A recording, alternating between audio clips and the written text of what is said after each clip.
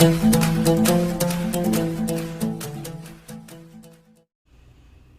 सभी लोगों का स्वागत है आपके अपने YouTube channel future online classes में।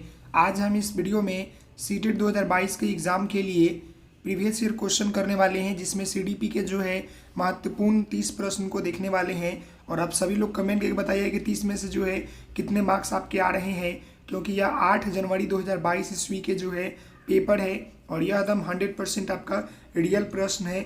और ये देख सकते हैं कि ऑनलाइन मोड में हुआ था वो प्रश्न है। तो आप सभी लोग कमेंट करके बताइएगा और चैनल पर नए हैं तो चैनल को सब्सक्राइब कर लीजिएगा। चलते हैं प्रश्न के ऊपर। तो यहाँ देखिए, पहला प्रश्न यहाँ पर है कि विकासात्मक परिवर्तन क्या है। यहाँ देखिए, सभी संस्कृतियों के बच्चों में सार्वभौमिक गति से होता है, तो नहीं, सभी नहीं होता है। सभी संस्कृतियों के बच्चों में जो है सार्वभौमिक गति से नहीं होता है, तो ये तो होगा नहीं। दूसरा, मध्य बाल्यकाल तक बहुत तेजी गति से होता है और फिर रुक जाता है, नहीं। तो यह जो है विकासात्मक परिवर्तन जो होता है हमेशा होता है, कभी रुकता नहीं है। वृद्धि जो है एक समय पर आकर रुक जाता है, लेकिन विकास जो है सतत प्रक्रिया होता है, आप सभी लोगों को मालूम है।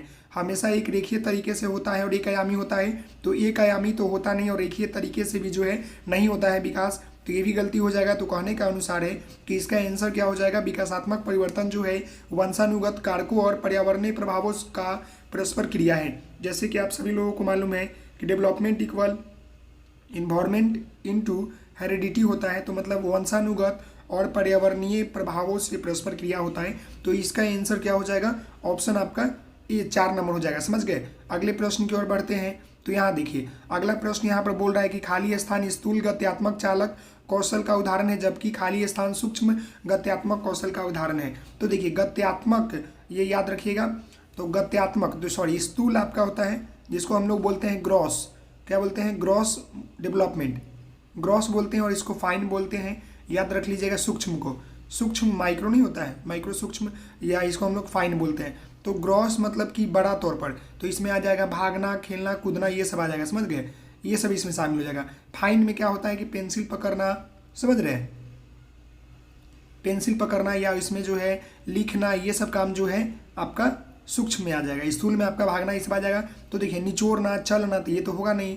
पकड़ना, चढ़ना, ये भी नहीं होगा। पकड़ना तो आपका सूक्ष्म में हो जाएगा, और पहले हमारे स्थूल पूछा है, तो यहाँ पर इसका आंसर हो जाएगा कि भागना जो है आपका, देखिए भागना जो है स्थूल गत्यात्मक चालक का विकास है, मतलब कौशल का उदाहरण है, जबकि आपका चित्र बनाना जो है आपका सूक्ष्म का है। समझ गए। तो इसका आंसर क्या हो जाएगा, ऑप्शन आपका ए नंबर हो जाएगा। बाकी सब तो गलत ही गलत है। समझ रहे हैं। अगले प्रश्न की ओर बढ़ते हैं कि इनमें से कौन सी बच्ची जो है मध्य बाल्य अवस्था में होगा। यहाँ पर जो है मध्य बाल्य अवस्था में कौन सी बच्ची होगी उसके ऊपर आपको बताना है। तो एक बच्ची जिसने अभी सामाजिक संदर्भों में नकल करना शुरू किया है, तो ये तो आपका क्या हो जाएगा, किशोरावस्था, किशोरा नहीं बल्कि शैशवावस्था ना हो जाएगा, तो ये तो होगा नहीं। देखिए, एक बच्ची जो अमूर्त विचारों की और पालन कर रही है, तो अमूर्त जो होगा किशोरावस्था में तो चला जाएगा, ये भी नहीं होगा। एक बच्ची जो सकारात्मक खेलों में शामिल नहीं हो सकती है, तो ये तो आपकी शैशवावस्था में ना है, तो ये तो होगा नहीं। बचा आपका ऑप्शन डी, एक बच्ची जो तार्किक रूप से तर्क कर सकती है और संरक्षण कर पाती है, यही जो होता है आपका मध्य बाल्य अवस्था के अंतर्गत आता है। तो इसका आंसर क्या हो जाएगा, ऑप्शन नंबर आपका 4 हो जाएगा। समझ गए। अगले प्रश्न की ओर बढ़ते हैं। तो यहाँ देखिए, अगला प्रश्न यहाँ पर क्वेश्चन नंबर 4 क्या बोल रहा है, कथन और कारक बोल रहा है कि बच्चे सर्वप्रथम अपना परिवार में व्यवहार के तरीके सीखते हैं और मूल्य और जीवन के मापदंडों को जानते हैं। सही बात है। परिवार बच्चों के समाजीकरण का एक द्वितीय अभिकारक है। परिवार तो प्राथमिक होता है ना, द्वितीय तो होगा नहीं, तो ये गलत हो गया। समझ गए। तो यहाँ पर देखिए कि ए आपका सही है, 2 नंबर गलत है। तो कहने का अनुसार है कि देखिए ए सही और आर जो है गलत। इसका आंसर क्या हो जाएगा, ऑप्शन आपका 3 हो जाएगा। बाकी ये सब क्या हो जाएगा, गलत हो जाएगा। समझ रहे हैं। अगले प्रश्न की ओर बढ़ते हैं। तो यहाँ देखिए, अगला प्रश्न यहाँ पर आपका है कि निम्नलिखित में से कौन सा युग्म जो है सही मिलान करे, बताइए। शैशव अवस्था में बच्चा क्या होता है, तर्क को लागू करता है, ये तो कभी होगा ही नहीं होगा। समझ रहे, ये तो गलत हो गया। इसी तरह दूसरा, पूर्व संक्रिय अवस्था बच्चा निगनात्मक व तार्किक सोच प्रारंभ कर देता है, नहीं, तो इसमें जो है ये नहीं कर पाता है। समझ रहे, ये नहीं कर पाता है, तो ये भी नहीं होगा। अगला देखिए यहाँ पर कि मूर्त संक्रियात्मक अवस्था वर्गीकरण का संरक्षण कर पाता है, ये बात सही है, जो कि आपका ये 6 से जो है आपका 11 वर्ष का होता है। अमूर्त जो होता है आपका 11 से लेकर आपका 18 वर्ष तक का होता है, ये आपका 2 से लेकर 6 वर्ष का होता है, और ये आपका 0 से लेकर 2 वर्ष का होता है। याद रखिएगा। तो इसका आंसर जो होगा ऑप्शन आपका 3 हो जाएगा कि मूर्त संक्रियात्मक अवस्था में बच्चा जो होता है वर्गीकरण व संरक्षण कर पाता है। तो इसका आंसर क्या हो जाएगा, ऑप्शन आपका 3 हो जाएगा। समझ गए। अगले प्रश्न की ओर बढ़ते हैं। तो यहाँ देखिए अगला प्रश्न यहाँ पर क्वेश्चन नंबर 6 है कि पियाजे के संज्ञानात्मक विकास के सिद्धांत के अनुसार स्वयं व पर्यावरण के बीच संतुलन की खोज की प्रक्रिया क्या कहलाती है?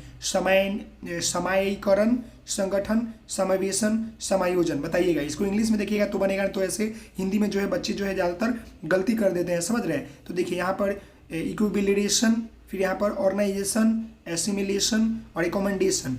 यहाँ पर देखिएगा समायोजन मतलब किसी को शामिल करना, समायोजन मतलब कि नया चीज़ों को जोड़ लेना। तो इसका जो आंसर होगा वो आपका हो जाएगा सामयिकरण। समझ गए। सामयिकरण, ये चीज़ें इसका क्या हो जाएगा, सामयिकरण, कि स्वयं को पर्यावरण के बीच संतुलन की खोज की प्रक्रिया कहलाती है। इसका आंसर क्या हो जाएगा, ऑप्शन आपका 1 नंबर हो जाएगा।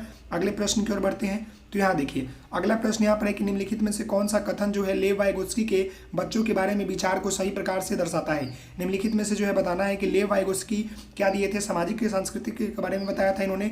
तो पहला, वाइगोत्स्की ने सुझाव दिया कि बच्चे में बहुत सारी क्षमताएं होती है और वह कार्य शामिल है जिन्हें सहायता के साथ कर सकते हैं। पहला, समझ गए।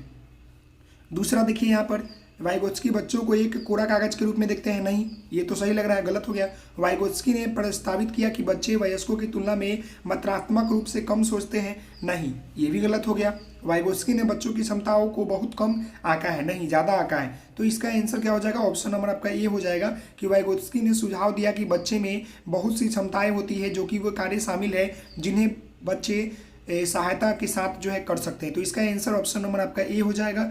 अगले प्रश्न की ओर बढ़ते हैं। तो यहाँ देखिए अगला प्रश्न है कि एक शिक्षिका किस संरचना का इस्तेमाल करती है जब वह एक बच्ची को जिंग सोंग पहेली बनाने में मदद करती है इशारे व संकेत से?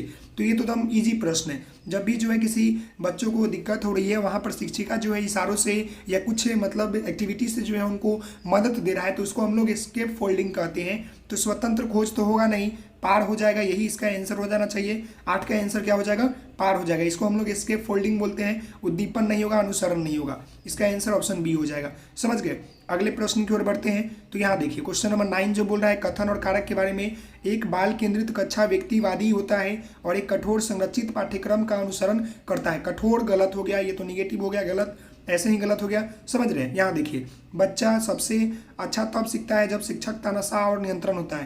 तानाशाह और नियंत्रण होगा तो ये भी गलत हो जाएगा। तो कहने का अनुसार है कि ए और आर दोनों गलत है। तो इसका आंसर क्या हो जाएगा, ऑप्शन आपका 4 नंबर हो जाएगा। बाकी ये सब क्या है, गलत हो जाएगा। समझ गए। निगेटिव भी पूछा है तो दोनों तो गलत ही है। अगले प्रश्न की ओर बढ़ते हैं। तो यहाँ देखिए अगला प्रश्न यहाँ पर बोल रहा है कि 10 नंबर, निम्नलिखित में क्या एक प्रगतिशील कक्षा की विशेषता है? प्रगतिशील कक्षा की विशेषता क्या है बताइए? शिक्षिका पूरी तरह से कक्षा को नियंत्रित करे? नहीं, पूरी तरह से नियंत्रित नहीं करेगा, गलत हो जाएगा। बच्चों की भागीदारी न्यूनतम हो, ज़्यादातर होना चाहिए, न्यूनतम नहीं होना चाहिए। गतिविधि कार्य करते हुए बच्चों के मूल्यांकन किया जाता है, ये बात एकदम सही है। ये गतिविधि आधारित होता है। क्या होता है प्रगतिशील कक्षा में? समय सारणी और बैठने की व्यवस्था तय हो? नहीं, तय नहीं हो। समझ रहे हैं। तो इसका आंसर क्या हो जाएगा, ऑप्शन नंबर आपका 3 हो जाएगा। समझ गए। अगले प्रश्न की ओर बढ़ते हैं। तो यहाँ देखिए अगला प्रश्न यहाँ पर है कि अमूर्त तर्क देता है कि हम कानून को बदल सकते हैं यदि वे समाज की जरूरतों को पूरा नहीं करते हैं, लेकिन यह आपसी सहमति और लोकतांत्रिक प्रक्रिया के माध्यम से किया जाना चाहिए। लॉरेंस कोहलबर्ग के अमृत नैतिक तर्क किस अवस्था में आता है? सामाजिक व्यवस्था अविन्यास, सामाजिक अनुबंधन अविन्यास, सार्वभौमिक नैतिक सिद्धांत अविन्यास, अच्छा लड़का अच्छा लड़की अविन्यास। तो बताएं यहाँ पर क्या होगा। तो ये जो इसका आंसर होगा ना वो ऑप्शन आपका 2 नंबर हो जाएगा। सामाजिक अनुबंधन अविन्यास के अंतर्गत जो है ये आता है कि यदि समाज की जरूरतों को पूरा नहीं कर पाता है तो हम उसे जो है उस कानून को बदल सकते हैं। समझ गए। याद रखिएगा, यदि वे समाज की जरूरतों को पूरा नहीं कर सकता है तो वैसे कानून को जो है हम लोग बदल सकते हैं। उसे हम लोग सामाजिक अनुबंधन अविन्यास कहते हैं। समझ गए। अगले प्रश्न की ओर बढ़ते हैं। तो अगला प्रश्न यहाँ पर देखिए 12 नंबर क्या बोल रहा है कि हार्वर्ड गार्डनर के सिद्धांत में खाली स्थान बुद्धि के व्यक्तियों की अपनी पहचान, मानव अस्तित्व और जीवन के बारे में या जीवन के अर्थ के बारे में संवेदनशीलता होती है। बताइएगा। प्रकृतिवादी, भाषाई, अंतर व्यक्तित्व, अंत व्यक्तित्व। देखिए अंतर मतलब कि दूसरों की जानना। समझ गए। अंतरा होता है, यहाँ पर कन्फ्यूजन होता है, ये मैं आपको बता दूं। अंतः व्यक्तित्व का मतलब, अंतर मतलब कि दूसरों को जानना और अंतः व्यक्तित्व के मतलब खुद को जानना। समझ रहे, याद रखिएगा। तो यहाँ बताइए हार्वर्ड गार्डनर के सिद्धांत में क्या है बताइए। हार्वर्ड गार्डनर के सिद्धांत में जो है आपका यहाँ पर क्या होगा बताएं मुझे। देखिए इसका जो आंसर होगा वो ऑप्शन आपका 4 हो जाएगा, अंतः व्यक्तित्व। अंतः व्यक्तित्व कहने का मतलब है कि दूसरों की बातों को जानना जीवन के या अर्थ के बारे में संवेदनशील होता है, समझ गए। तो इसका आंसर ऑप्शन 4 हो जाएगा। अगले प्रश्न की ओर बढ़ते हैं। तो यहाँ देखिए अगला प्रश्न है कि गिफ्ट के तौर पर कार मिलने पर एक 5 साल की बच्ची बोली, यह मेरे लिए नहीं है, लड़कियां कारों से नहीं खेलती। यह वाक्य क्या दर्शाता है? जेंडर भूमिका में लचीलापन, जेंडर प्रासंगिकता, जेंडर रूढ़िवादिता, जेंडर स्थिरता। तो इसका आंसर हो जाएगा जेंडर वाइज, इसको हम लोग बोलते हैं, नहीं जेंडर स्टीरियोग्राफी बोलते हैं या स्टीरियोटाइपिंग बोलते हैं। तो इसका जेंडर रूढ़िवादिता हो जाएगा। इसका आंसर क्या हो जाएगा? ऑप्शन नंबर आपका 3 हो जाएगा, समझ गए। अगले प्रश्न की ओर बढ़ते हैं। तो अगला प्रश्न यहाँ पर आपका बोल रहा है कि कक्षा में संस्कृति और भाषाई विविधताओं को ध्यान में रखते हुए कौन सी नीति प्रभावी होती है? कक्षा में जो है संस्कृति व भाषाई की विविधता को ध्यान में रखते हुए जो है कौन सी नीति जो है प्रभावी होती है, बताएं। तो देखिए यहाँ पर मानवीकृत व कठोर पाठ्यचर्या का पालन करना, प्रत्यक्ष निर्देश के तरीकों का उपयोग, कक्षा में प्रतिस्पर्धा की भावना को बढ़ावा देना, विभिन्नताओं को अभाव के रूप में देखना। देखिए मानवीकृत कठोर तो लगता ही नहीं, निगेटिव हो जाएगा। प्रत्यक्ष निर्देश के तरीके का उपयोग नहीं करेंगे, कक्षा में प्रतिस्पर्धा की भावना मतलब कंपटीशन की भावना नहीं लाएंगे। तो यहाँ पर क्या आंसर हो जाएगा? ऑप्शन आपका 4 नंबर हो जाएगा कि विभिन्नताओं को अभाव के रूप में ना देखना, समझ गए। तो इसका आंसर क्या हो जाएगा? ऑप्शन आपका 4 नंबर हो जाएगा, समझ गए कि कक्षा में संस्कृति व भाषाई विविधताओं को ध्यान में रखते हुए विभिन्नताओं को अभाव के रूप में नहीं देखना, यह जो है कर्तव्य होगा। आगे बढ़ते हैं। तो अगला प्रश्न यहाँ पर देख लीजिए आपका 15 नंबर, राष्ट्रीय शिक्षा नीति 2020 प्रस्तावित करती है कि मूल्यांकन कैसी होनी चाहिए। तो यहाँ पर देख सकते हैं कि शैक्षिक वर्ष में एक बार ली जानी चाहिए, नहीं भाई, दौरान ली जानी चाहिए। एक निश्चित अवधि में बच्चों की प्रगति के पता लगाने के लिए महत्वपूर्ण है, ये बात सही है। सभी शैक्षिक गतिविधियों का केंद्र होना चाहिए, नहीं। योग्यता के क्रम में बच्चों के रैंक देने के लिए महत्वपूर्ण है, रैंक नहीं देना चाहिए, नहीं तो इससे बच्चा नकारात्मक भावना उत्पन्न होगा उनके अंदर। तो इसका आंसर क्या हो जाएगा? ऑप्शन नंबर आपका 2 हो जाएगा कि राष्ट्रीय शिक्षा नीति 2020 प्रस्तावित करती है कि मूल्यांकन एक निश्चित अवधि में बच्चों की प्रगति का पता लगाने के लिए महत्वपूर्ण है। तो इसका आंसर ऑप्शन नंबर आपका 2 हो जाएगा। अगले प्रश्न की ओर चलते हैं। तो यहाँ देखिए अगला प्रश्न यहाँ पर आपका बोल रहा है कि समावेशी शिक्षा के लिए क्या आवश्यकता है, बताइए क्या आवश्यक है। देखिए विविधताओं में क्षमता आधारित कठोर महसूस करना, नहीं भाई। व्यक्तिगत मतभेदों को ध्यान और सम्मान, दूसरा ये आपका हो गया, समझ रहे हैं। आगे बढ़िए, ये बात तो सही लग रहा है कि व्यक्तिगत मतभेदों को जो है ध्यान और रखना और सम्मान देना, ये बात तो सही लग रहा है। विशेष विद्यार्थियों के लिए केवल व्यावसायिक शिक्षा, केवल नेगेटिव और गलत हो गया। जो विद्यार्थी जिन्हें दिव्यांगता है उनके बारे में रूढ़िवाद बनाना, ये भी आपका नेगेटिव हो गया। तो इसका आंसर ऑप्शन 2 हो जाएगा कि समावेशी शिक्षा का जो मतलब आवश्यकता है, ये आवश्यक है कि व्यक्तिगत मतभेदों का ध्यान और सम्मान। इसका आंसर ऑप्शन आपका 2 नंबर हो जाएगा। अगले प्रश्न की ओर बढ़ते हैं। तो यहाँ देखिए अगला प्रश्न यहाँ पर बोल रहा है कि निम्नलिखित में से कौन सा व्यवहार पठन वैकल्प की पहचान है, बताइए पठन वैकल्प का जो है पहचान कौन सा है। आप सभी लोगों को मालूम है, बी को डी के रूप में लिखना या 21 को 12 के रूप में लिखना, ठीक है। पठन वैकल्प मतलब लिखने में समस्या, ये सब चीज़ें होती है। कम ध्यान और अवधि को अत्यधिक शारीरिक गतिविधि, ये तो नहीं हो जाएगा। बार बार स्वभाव बदलना, ये भी नहीं होगा। अपमानजनक व्यवहार, ये भी नहीं होगा। इसका आंसर ऑप्शन नंबर आपका ए नंबर हो जाएगा, समझ गए। अगले प्रश्न की ओर बढ़ते हैं। तो अगला प्रश्न है कि जो विद्यार्थी जिन्हें स्वलीनता है उनकी पहचान उनके सामने, देखिए जो विद्यार्थी जिन्हें स्वलीनता है उनकी पहचान उनके सामने आने वाली किसी क्षेत्र में चुनौती की जा सकती है, बताइए क्या होगा।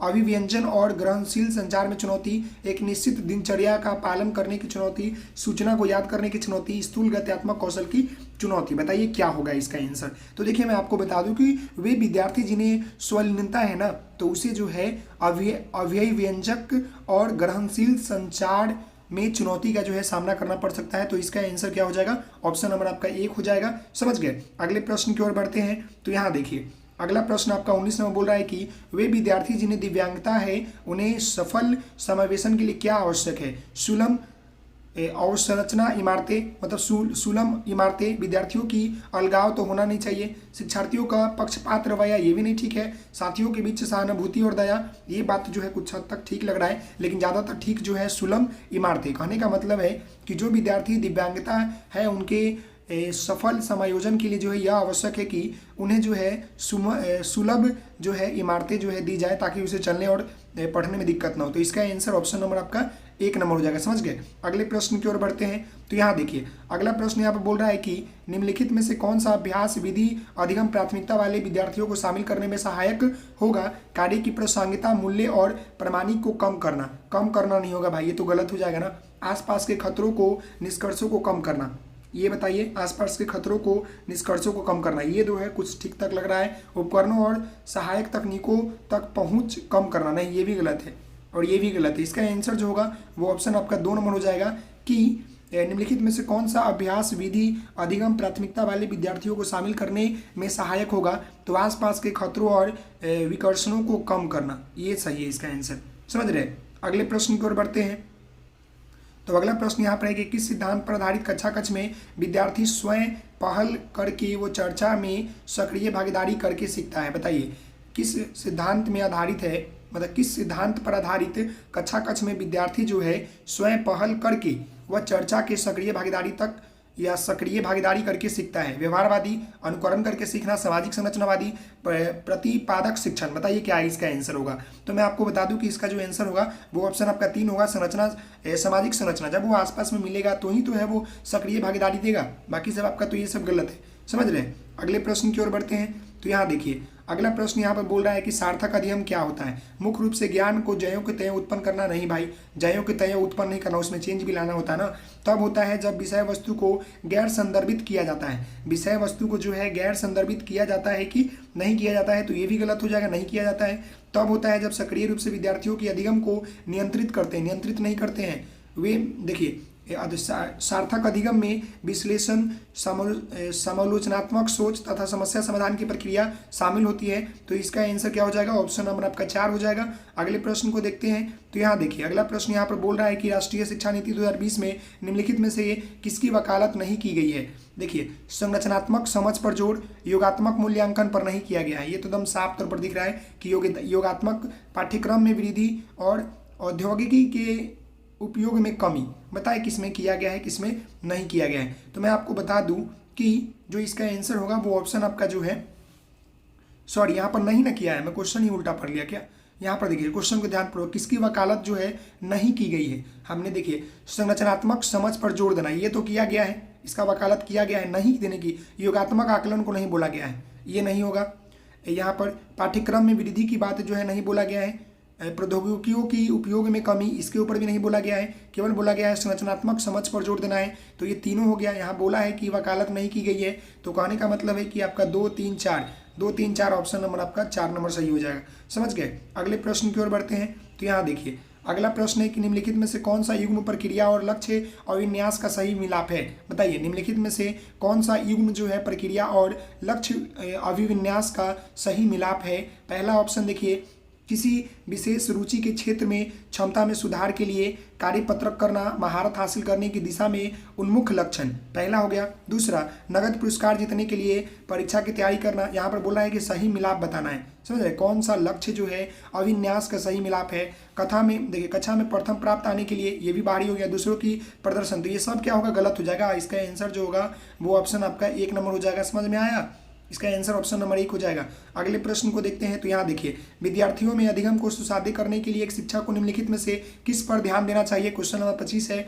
तो परीक्षाओं के प्रति भय पैदा करना, नहीं भाई। रटकर याद करना, निगेटिव वर्ड। निष्क्रिय सुनना, निगेटिव वर्ड। बच्चों के पूर्व ज्ञान के संबंध जोड़कर पढ़ाना, ये आपका पॉजिटिव वर्ड। इसका आंसर क्या हो जाएगा, ऑप्शन आपका 4 हो जाएगा। समझ में आ गया। अगले प्रश्न की ओर बढ़ते हैं। तो यहाँ देखिए अगला प्रश्न है कि निम्नलिखित में से कौन सा विद्यार्थियों द्वारा निर्मित भ्रांतियों से निपटने के लिए के रचनात्मक दृष्टिकोण है। बताइए, भ्रांतियों से निपटने के लिए जो है रचनात्मक दृष्टिकोण है। रटने और याद करने के लिए बहुत सारी विषय वस्तु देना, गलत।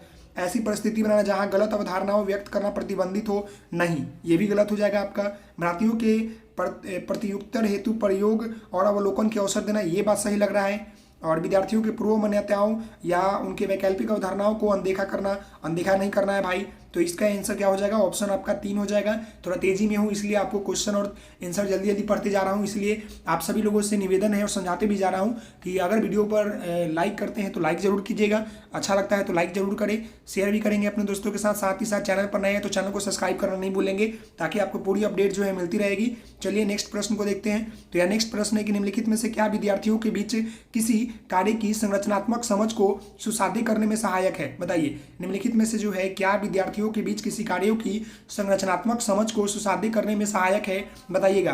प्रतियोगिता, चर्चा और संवाद, वेधन और अभ्यास, दंड। तो दंड तो होगा नहीं, वेधन भी नहीं होगा, प्रतियोगिता भी नहीं होगा, इसका आंसर क्या हो जाएगा, चर्चा और संवाद। इसका आंसर ऑप्शन नंबर 2 हो जाएगा। समझ गए, चर्चा और संवाद करेंगे तो उनका विकास तीव्र गति से होगा। अगला प्रश्न 28 नंबर है कि प्रभावी अधिगम हेतु एक शिक्षक को विद्यार्थियों में खाली स्थान की को सक्रिय करना चाहिए। क्षमता को स्थायी मानने की धारणा, क्षमता में वृद्धिशील होने की धारणा, प्रतिस्पर्धा की भावना, हीनता की भावना तो होगा नहीं, प्रतिस्पर्धा की भावना भी नहीं होगा, क्षमता को स्थायी मानने की भावना भी नहीं होगा। इसका आंसर ऑप्शन नंबर आपका 2 हो जाएगा, क्षमता के वृद्धिशील होने की धारणा। समझ गए, इसका आंसर क्या हो जाएगा, ऑप्शन नंबर आपका 2 हो जाएगा। अगले प्रश्न की ओर चलते हैं। तो यहाँ देखिए अगला प्रश्न है कि निम्नलिखित में से कौन सा बाह्य अभिप्रेरणा का उदाहरण नहीं है। यहाँ पर बाहरी अभिप्रेरणा का उदाहरण नहीं है, वो आपको बताना है। दंड से बचने के लिए गृह कार्य करना, ये तो बाहरी है भाई। ज्ञान प्राप्त करने के लिए वाद विवाद समूह में शामिल होना, यहाँ पर बोला है कि बाहरी अभिप्रेरणा का उदाहरण नहीं है। तो ज्ञान प्राप्त करने के लिए वाद विवाद समूह में शामिल होना, तो ये जो है आपका क्या है कि मतलब आपका क्या है कि बाहरी जो है अभिप्रेरणा या आंतरिक है, ये क्या है आपका आंतरिक है। समझ गए, आंतरिक हो सकता है। प्रतियोगिताओं जीवन जीतने के लिए शतरंज खेलना, नहीं, ये भी बाहरी हो जाएगा। साथियों को प्रभावित करने के लिए नृत्य में भाग लेना, ये भी बाहर हो जाएगा। इसका आंसर क्या हो जाएगा, ऑप्शन नंबर आपका 2 हो जाएगा। समझ गए, अगले प्रश्न को देखते हैं जो कि अंतिम प्रश्न है। देखिएगा, खाली स्थान इस्तेमाल से विद्यार्थियों की उपलब्धता में खाली स्थान होने की संभावना होती है। बताइए, प्रासंगिक पाठ्यक्रम कमी, यहाँ पर शिक्षार्थी केंद्र शिक्षार्थी केंद्रित शिक्षा शास्त्र कमी, या सामाजिक सहयोग और वृद्धि, सामाजिक बहिष्कार सुधार। बताइए क्या आंसर होगा इसका आंसर। तो एकदम सीधा तौर पर दिख रहा है कि हम लोग सामाजिक सहयोग का इस्तेमाल करने से विद्यार्थियों की जो उपलब्धता है उसमें क्या होगा, वृद्धि होने की संभावना होगी। तो इसका आंसर क्या हो जाएगा, ऑप्शन नंबर आपका 3 हो जाएगा। तो आप सभी लोगों से निवेदन है कि ये 30 प्रश्न में से आपके कितने मार्क्स आ रहे हैं, आप लोग कमेंट करके जरूर बताइएगा ताकि मैं अगले प्रश्न और लेकर आऊं। और आप सभी लोगों से मैं बता दूं कि अंत समय में केवल प्रीवियस ईयर क्वेश्चन करना बेहद जरूरी है। तो आप सभी लोग करते रहें, और चैनल पर नए हैं तो चैनल को सब्सक्राइब करना नहीं भूलिएगा। मिलते हैं नेक्स्ट वीडियो में, तब तक के लिए धन्यवाद। Thank you so much. जय हिंद, जय भारत।